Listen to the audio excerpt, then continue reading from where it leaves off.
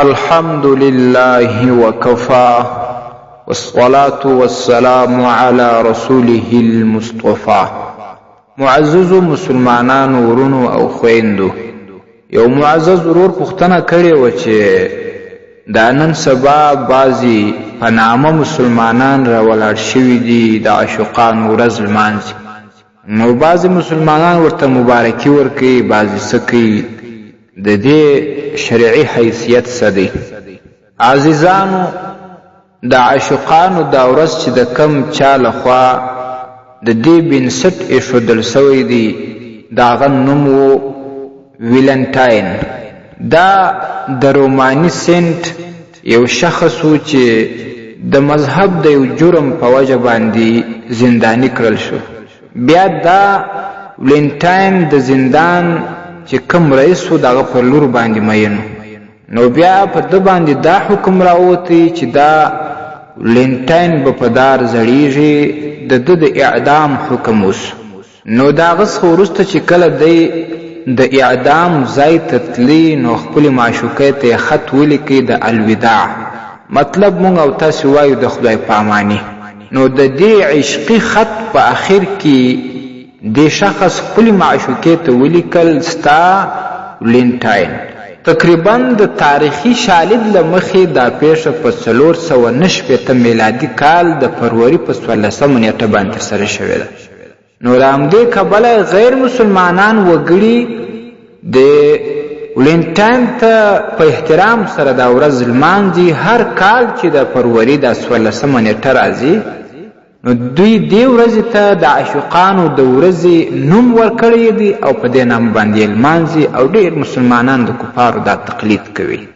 نو که موږ د دې تاریخ ته وګورو، دغه د عاشقانو ورځ د دې تاریخي شالید په کتو سره معلومیږي چې دا د مسلمانانو سره هیڅ تړاو او تعلق نه لري، بلکې دا د غیر مسلمانانو د کفارو لخوا اساس او بنسټ ایښودل سوی دی.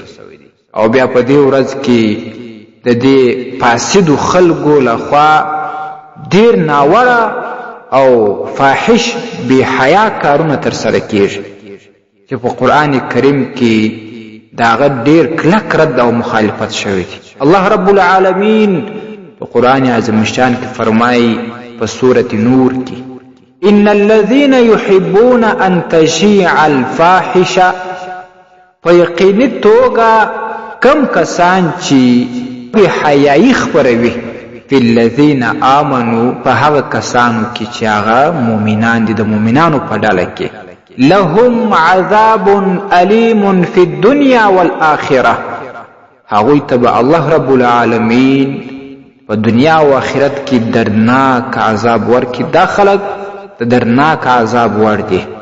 والله يعلم وانتم لا تعلمون، الله رب العالمین پوهیږي او تاسې نه پوهیږي. الله لره د دې علم شته.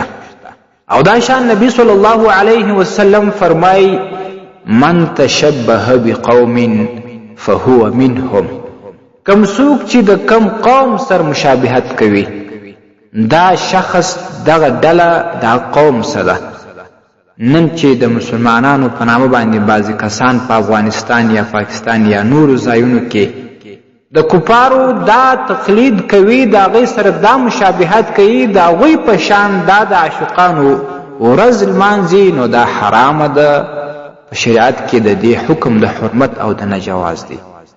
الله رب العالمین دې په نامه مسلمانانو ته هدایت وکړي چې دا خلق په مسلمانانو کې، په اسلامی قوم کې، په مؤمنانو کې فحاشي، ناوړه اعمال او بې حیایي، د کفارو اعمال، د کفارو کردارونه هغې ته ترویج ورکوي، هغه په دې اسلامي امت کې نشر کوي.